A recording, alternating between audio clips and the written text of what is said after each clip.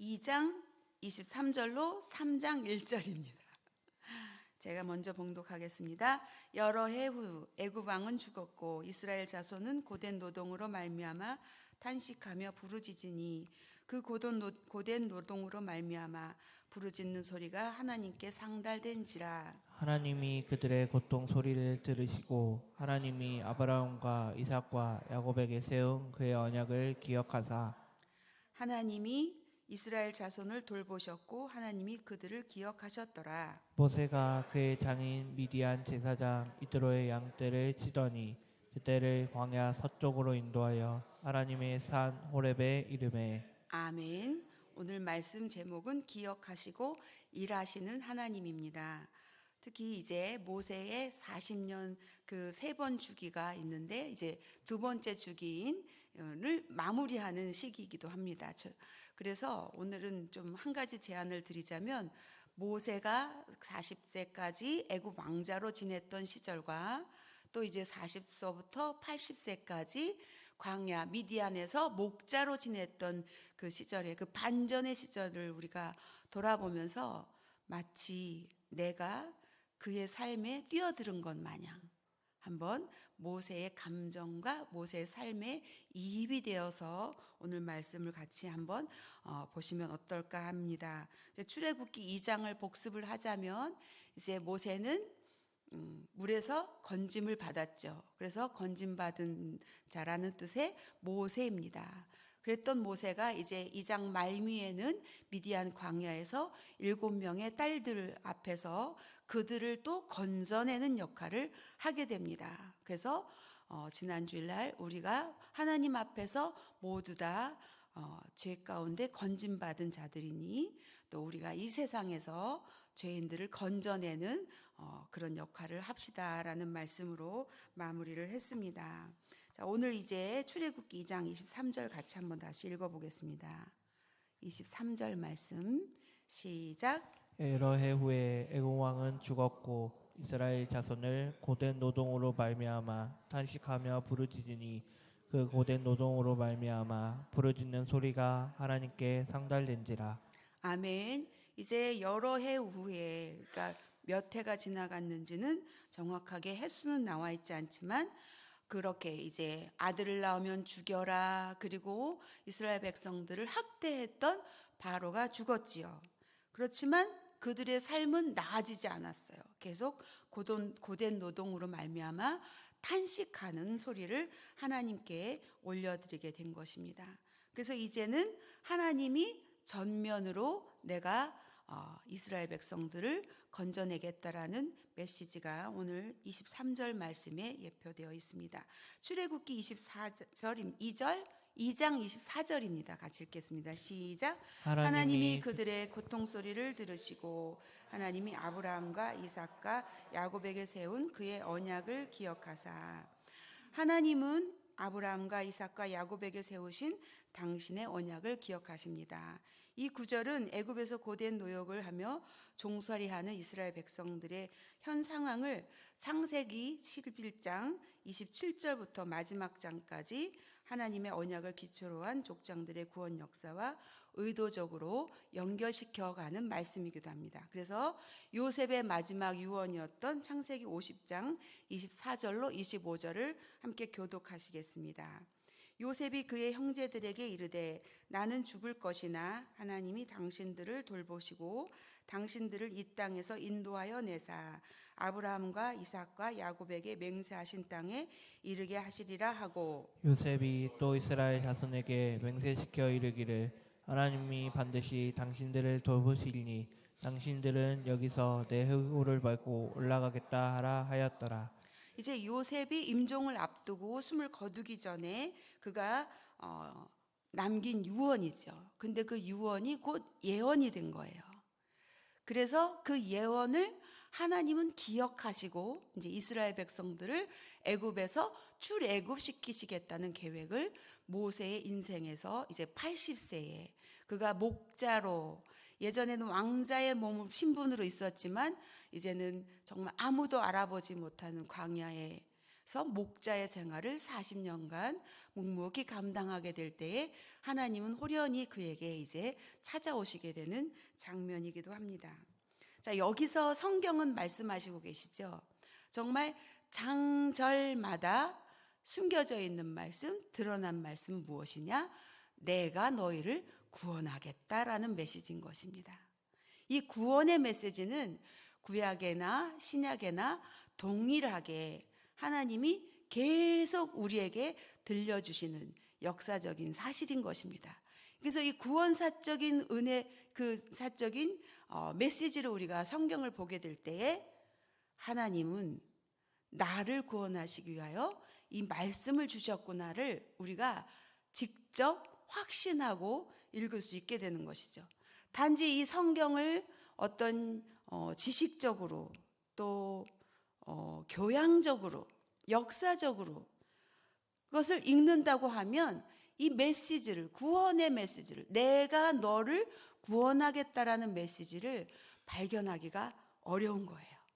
그래서 우리는 아예 기본으로 하나님이 나를 구원하시겠다는 그 메시지가 창세기에도 있고 출애굽기에도 있고 계시록에도 있고 하는 이 말씀들을 우리가 눈여겨봐야 한다는 것이죠. 그래서 오늘 모세를 건져내신 하나님이 그 모세를 통해서 이스라엘 백성들을 건져내시고 또한 죄악 가운데 있는 우리를 예수 그리스도를 통하여서 건져내신, 그래서 성경에는 이제 짝이 있다는 말씀 들어보셨어요? 짝이 있는 게 이게 바로 구원하실 계획들이 오늘 이 본문 말씀이 창세기 11장서부터 계속 연결지어져 있다는 말씀을 오늘 드리고 싶습니다. 25절 같이 한번 읽어보실게요. 시작. 하나님이 이스라엘 자손을 돌보셨고 하나님이 그들을 기억하셨더라. 여기 히브리 본문상으로 돌보셨다 그리고 기억하셨다라는 뜻은 바로 하나님이 이스라엘 자손을 종살이를 보시고 그들의 처지를 생각하셨다라고 새 번역에 써 있는 것입니다. 이렇게 하나님은 우리들의 그 부르짖는 소리를 들으시고 형편과 사정을 다 아시면서 지켜오셨다는 것이죠. 그래서 우리는 항상 무엇을 해야 되느냐? 나의 구원과 가까운 하나님께 부르짖어야 돼요. 그리고 그분 눈 앞에 늘 살아야 되는 거예요. 그분의 눈을 우리는 피할 수가 없어요. 우리 유치부 애기들하고 술래잡기를 하면 자, 숨었니? 하면 지들은 눈을 가려요. 숨었다. 그리고 궁뎅이랑 뒷모습은 다 보이는데 이 아이들 얼마나 사랑스럽고 귀여워요. 근데 우리가 마치 하나님 앞에서 산다고는 하지만 내 죄를 내 눈으로만 가리면 하나님도 못 보실까요? 그렇지 않다는 것이죠. 우리의 인생 전반, 후반, 그리고 그 나머지까지도 다 아시는 하나님께서 오늘 이렇게 하나님의 구원의 계획을 출애굽기 1장부터 2장 곳곳에서 그리고 그 짝이 있는 창세기까지도 우리가 이렇게 거듭거듭 살펴보면서 구원의 계획이 이토록 세세하게 기록되어졌다라는 것을 우리는 보게 되는 것입니다. 그래서 하나님이 택한 백성은 절대 버리지 않아요. 우리는 실망하지 말아야 해요. 오늘 여기에 구원의 초점에 맞춰서 계속 말씀을 증거하겠지만 이제 우리가 늘 실망하는 부분들이 무엇이냐면 이제 남사 한숲 지역에 이렇게 홍보하러 다니거나 복음을 전하러 다니면 관심이 없어요. 그리고 아무도 상대해 주지 않아요. 대꾸해 주지 않아요. 어제 이제 장례식에 가서 우리 전도하시는 권사님하고 잠깐 말씀을 나눴는데 내가 이걸 계속 해야 돼요. 왜 하나님 내가 이걸 해야 돼요. 하지만 또 하나님이 그 자리에 세워주시니 순종하면서 하셨다라는 권사님의 말씀을 들으면서 그 자리에 보는 앞에서 아이들이 팍팍 이렇게 전도지를 찢는 아이도 있다는 거예요. 그럴 때 마음이 어때요? 굉장히 한편으로는 무너지기도 하고 속상하기도 하고 반응이 없는 그들을 보면서 아유 할 만큼 다 했어. 하지만 하나님은 그 가운데서도 일하신다는 거예요. 어떠한 방식으로 그 사람을 불러내실지 몰라요. 그러니 우리는 전도의 미련한 방법으로 그들에게 복음을 전하는 데 귀한 사명이, 그것을 또한 하나님이 기뻐하신다는 것이죠. 자, 그래서 오늘 이 말씀을 이제 보면서 우리가 하나님이 그 애굽에서 종살이하는 그들의 마음을 헤아리셨다. 헤아리셨다. 그래, 안다. 아시는 것이죠. 그리고 내가 그들을 위하여서 그들을 구원할 모세를 택하였다. 그리고 내가 너희들을 내 백성으로 이끌어낼 것이다라는 것을 계속 하나님은 메시지를 주시고 계시는 것이에요. 그러니까 우리는 이 구원의 메시지를 놓치지 말아야 한다는 것이죠. 3장 1절 말씀입니다. 같이 한번 읽겠습니다. 시작. 모세가 그의 장인 미디안 제사장 이드로의 양떼를 치더니 그 떼를 광야 서쪽으로 인도하여 하나님의 산 호렙에 이르매. 자, 여기서 달라진 거 발견하신 분. 이름. 그죠? 미디안 제사장 이드로의 양떼. 자, 2장에서는 이 미디안 제사장 모세의 장인을 누구라고 불렀어요? 르우엘이라고 불렀어요. 그래서 아마 동일 인물일 겁니다. 또 많은 학자들이 그렇게 말씀하시고 계시고요. 보통 고대 근동 지역에 이제 그러니까 높은 위치에 있는 사람들일수록 이름이 여러 개가 있다는 이야기를 들었습니다. 그래서 2장에서는 르우엘이지만 3장부터는 이제 미디안 제사장인 이드로의 딸 양떼를 치더니, 그가 여전히 목자의 이름으로 그 양떼를 치는데 그는 이제 평소에 지었던 그 양떼 목조지가 아닌 다른 곳으로 서쪽으로 인도하여 갔습니다. 그래서 오늘 이제 드디어 구원의 하나님을 이제 대면하게 되는 장면이 나오게 됩니다. 그래서 광야 서쪽으로라는 화면 띄워주세요. 그 히브리어로 그다의 아하르 하비드 바르라는 뜻인데 공간적으로는 뒤쪽을 가리키고 시간적으로는 후에라는 것을 가리켜서 본문을 직역하면 광야 뒤편이 되는 것입니다. 말씀을 드리자면 모세가 자주 다녔던 목초지가 아닌 새로운 목초지를 찾아서 이제 그 길을 찾아 나선 거예요. 우리가 평소 살던 익숙한 곳이 아닌 새로운 곳으로 하나님이 인도하실 때가 있다는 것이죠. 그때가 바로 이때라는 것이에요. 그래서 이제 모세가 자주 다녔던 그 지역이 아닌 다른 곳으로 이동해서 드디어 호렙에 이르게 됩니다. 이 호렙에 이른 곳에 바로 하나님을 만나는 타이밍이 있는데 바로 인간의 크로노스와 카이로스의 타이밍을 말씀드리고 싶어요. 넘겨줘 보세요. 자, 크로노스란 인간의 타이밍입니다. 그리고 카이로스란 하나님의 타이밍인 것이죠. 우리가 하나님을 기대하고 고대하는 그 크로노스는 늘 조급함, 내 생각, 내 경험, 그리고 내 판단. 그래서 이때다 하고 움직였던 크로노스의 타이밍이 언제였냐면 모세가 애굽의 그 관리를 죽였던 타이밍은 바로 모세의 크로노스의 타이밍이었던 것이에요. 그러나 그가 이제 다 내려놓고 왕자의 신분을 내려놓고 미디안 광야에서 이드로 장인의 양떼들을 쳤던 그 시간, 그 타이밍은 바로 호렙에서 만나는 하나님 카이로스의 타이밍인 것입니다. 이 카이로스의 타이밍을 우리가 만나려면 우리가 아무리 세상 사람들이 덕을 쌓아야 해, 그리고 뭘 해야 돼?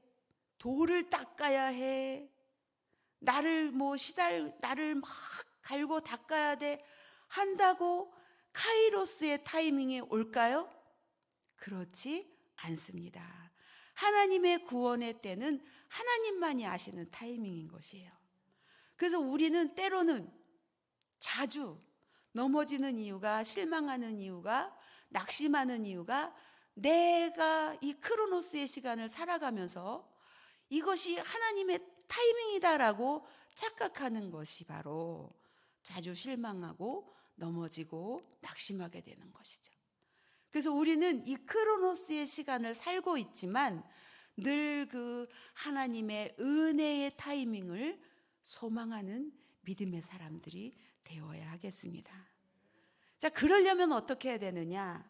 바로 내 욕심들, 내가 살아왔던 경험들, 이것들을 자꾸 말씀 앞에서 희석시키시는 거예요. 언제까지?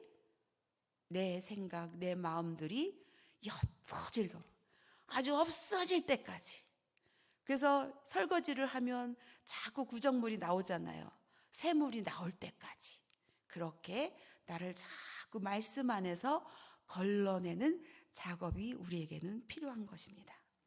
자, 이렇게 하나님께서 우리에게 은혜의 시간들을 주시는데 모세에게 바로 호렙의 시간은 카이로스의 시간이었던 것입니다. 하나님이 미디안 광야에서 양을 치던 모세에게 또 다른 반전의 시간을 만나 주시는 것이죠. 그래서 호렙이라는 지도를 한번 보겠습니다.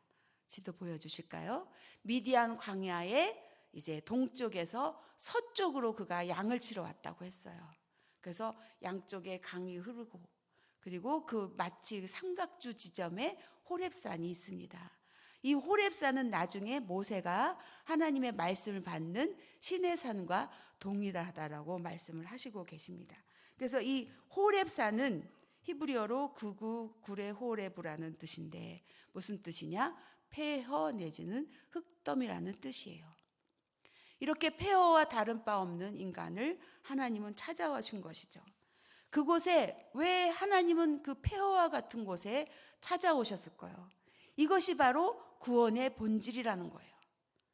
우리는 죄인이고 악한 사람들이며 우리 스스로는 우리를 구원해낼 수 없는 그러니까 아무 볼 것 없고 보암직하고 먹음직하고 아름다울 것이 없는 그런 폐허와 같은 나에게 하나님이 찾아오셨을 때에 구원이 이루어진다는 거예요. 이게 호렙산의 의미인 것입니다.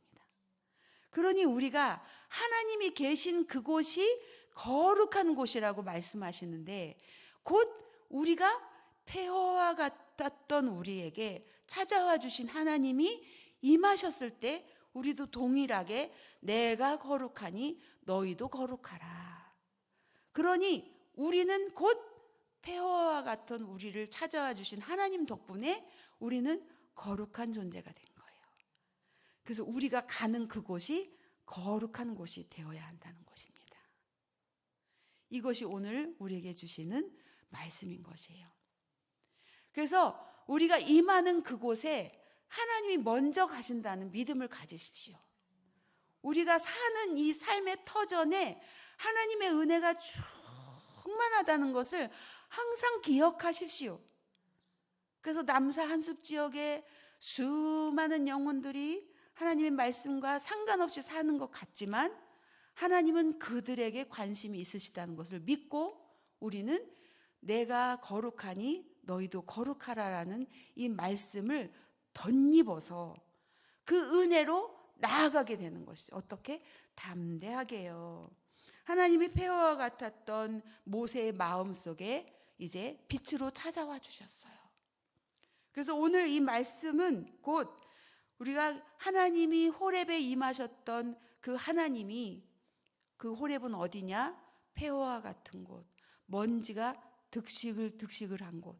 그리고 정말 사람의 눈으로 보았을 때에 아름다운 것이라고는 찾아볼 수 없는 험악한 곳이지만 하나님이 그곳에서 모세를 만나 주셨다는 그 의미는 무엇이냐면 우리 스스로가 우리를 깨끗하게 할 수 없고 아름답게 할 수 없다는 것이에요. 이걸 우리가 늘 마음의 본질로 기억하고 생각했을 때에 우리는 하나님을 어떻게 바라볼 수 있느냐? 구원하신 하나님, 나 같은 죄인 살리사, 나 같은 죄인 건지사, 은혜 주시고 구원을 베푸신 하나님 앞에 우리는 그 하나님을 찬양하고 그 하나님을 높여드릴 수 있다는 말씀인 것이죠. 그래서 하나님은 이제 다음 주에 이제 떨기나무 내 신을 벗으라, 그리고 하나님의 구원의 계획을 우리가 이제 말씀을 통하여서 보게 되지만, 먼저 우리가 기억해야 될 말씀은 모세나 또한 장인 이드로나 이스라엘 백성들이나 저나 여러분이나 할 것 없이 하나님은 우리를 폐허와 같은 곳에서 만나 주셨다는 것을 기억하시기 바랍니다. 그래서 오늘 하나님이 전면적으로 일하시는데, 출애굽기 2장 23절로 3장 25절까지, 3장 말고 2장 25절까지 그 하나님께서 하나님이라는 그 단어가 몇 번 나오냐면 5번 나와요. 자, 말씀을 정리하면서 함께 보시겠습니다. 하나님께 상달되어, 그래서 그 백성의 부르짖는 소리를 듣고 하나님께 상달되었다고 하죠. 그리고 하나님이 들으시고, 어떤 소리를? 백성의 고통의 소리를 들으시고, 하나님이 기억하사 이삭과 야곱에게 세우신 그 언약을 기억하시고, 하나님이 돌보시고, 누구를 돌보셔요? 이스라엘 백성들을 돌보시고, 하나님이 그들을 기억하셨더라, 하나님이 그들의 마음을 헤아리셨더라.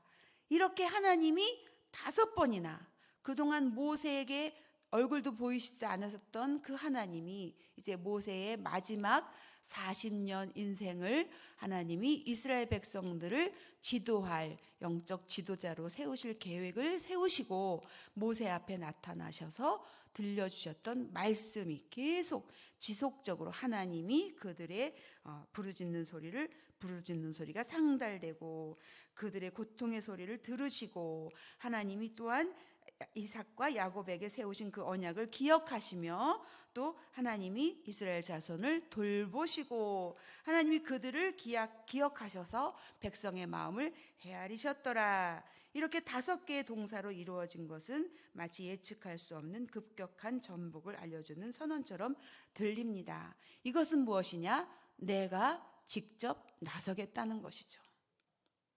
이보다 더 얼마나 위로가 되는 말씀이 있습니까, 여러분? 하나님이 직접 나서시겠다는데요. 너 가라, 너 해라, 너 열심히 해봐, 고군분투해봐, 그냥 발톱이 빠질 정도로 뛰어봐, 이게 아니라 하나님이 직접 나서시겠다는 위로의 말씀, 이 말씀을 전면적으로 의지하고, 이 말씀을 우리가 오늘도 힘을 얻어서 오늘 우리가 함께 말씀을 마무리하겠습니다. 이 말씀을 기억하면서 우리도 하나님의 마음을 헤아려 봅시다.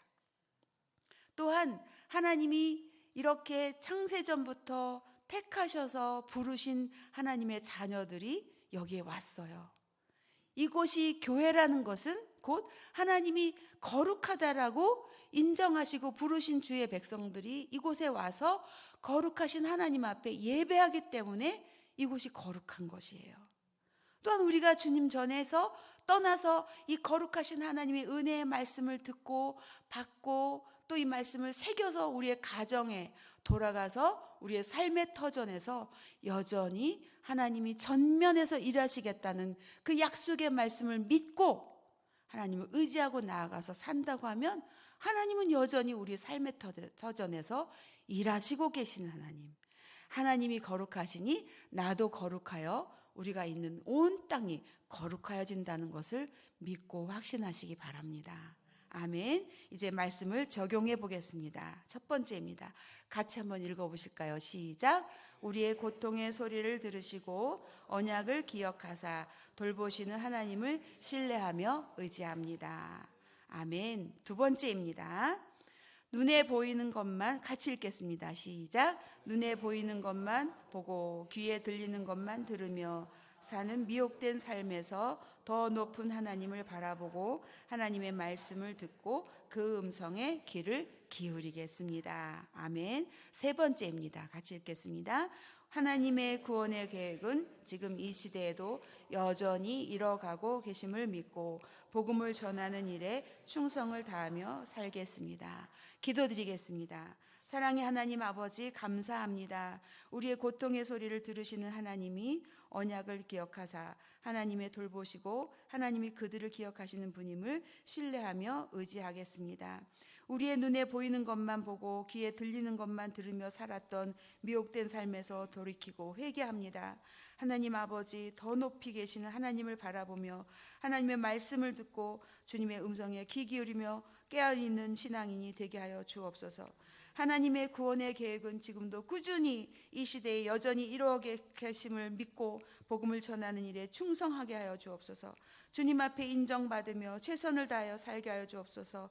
아버지 하나님, 그러한 우리가 하나님 앞에 섰습니다. 이 예배를 통해서 결단하는 것은 하나님의 구원의 계획은 변함이 없고 하나님의 구원의 계획은 우리의 앞서서 행하심을 믿사오니 하나님을 의지하고 그 구원의 계획에 동참하여서 한 영혼 한 영혼을 살려내는 주님의 백성들 다 되도록 인도하여 주시옵소서. 이 모든 말씀 예수님의 이름으로 기도드렸습니다. 아멘.